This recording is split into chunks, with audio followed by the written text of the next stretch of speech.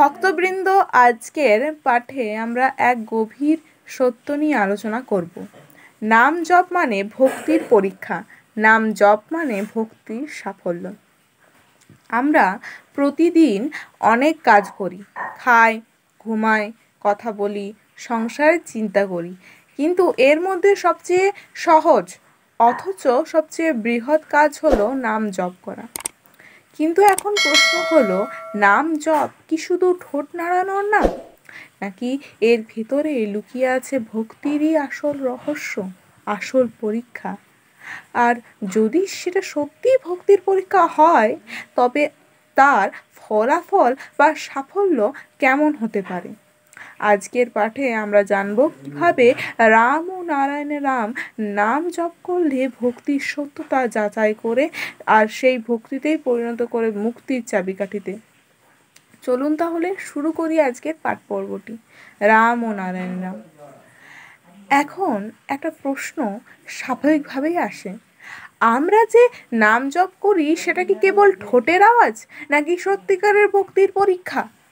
ভাবুন তো, আমরা যখন রাম ও নারায়ণের নাম নিই, তখন কি সত্যি মন শান্ত হয়?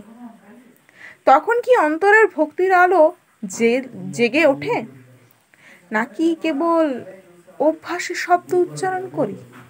এইখানে ভক্তির আসল পরীক্ষা। কারণ শাস্ত্রে স্পষ্টভাবে বলা আছে, যে ভক্ত একাগ্র মনে নাম জপ করে তার হৃদয়ে আমি নিজে বাস করি। অর্থাৎ নাম জপ হলো ভক্তিরই চাবিকাঠি। যদি নাম জপ করতে করতে চোখ ভিজে যায়, হৃদয় কেঁপে ওঠে, মনে দয়া জন্মায়, তাহলেই বোঝা যায় ভক্তির শক্তি হয়েছে। আর সেই পরীক্ষায় তুমি উত্তীর্ণ হতে পারলে শুরু হয় ভক্তিরই সাফল্য। নাম জপ করলেই ভক্তির পরীক্ষা, এটা আমরা বুঝলাম। কিন্তু এবার প্রশ্ন হলো, ভক্তির সাফল্য দেখতে কেমন?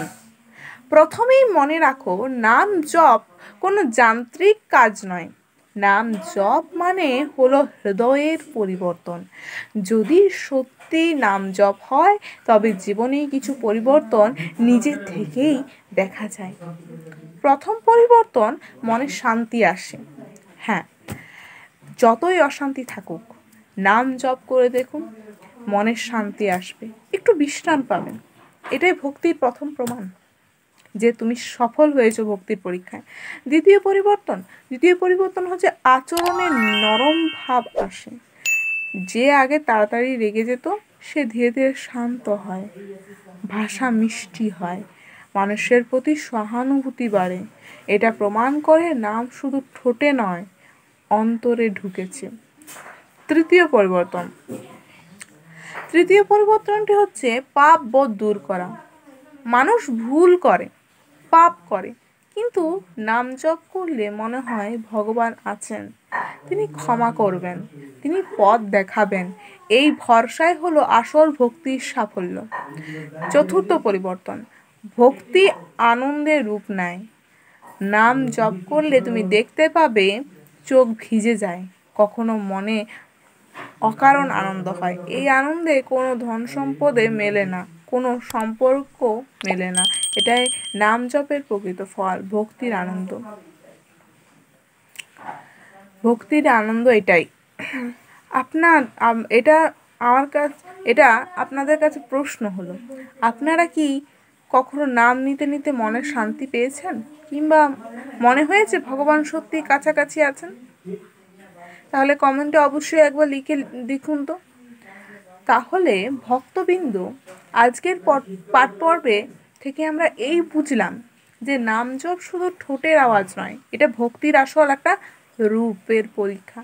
আর যখন সেই জপ অন্তর থেকে প্রেম দিয়ে, বিশ্বাস দিয়ে হয়, তখন সেটা ভক্তির সাফল্য হয়ে ওঠে।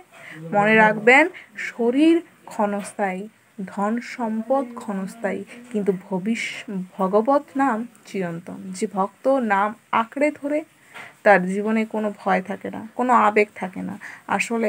তাহলে সবাই আসুন একসঙ্গে ভক্তি ভরে নাম জপ করি। রাম ও নারায়ণে রাম।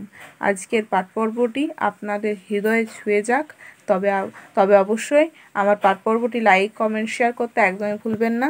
চলুন আজকের পাঠ পর্ব এখানেই শেষ করি। পরবর্তী পাঠ পর্ব আবারও নিয়ে আসবো। রাম ও নারায়ণে রাম।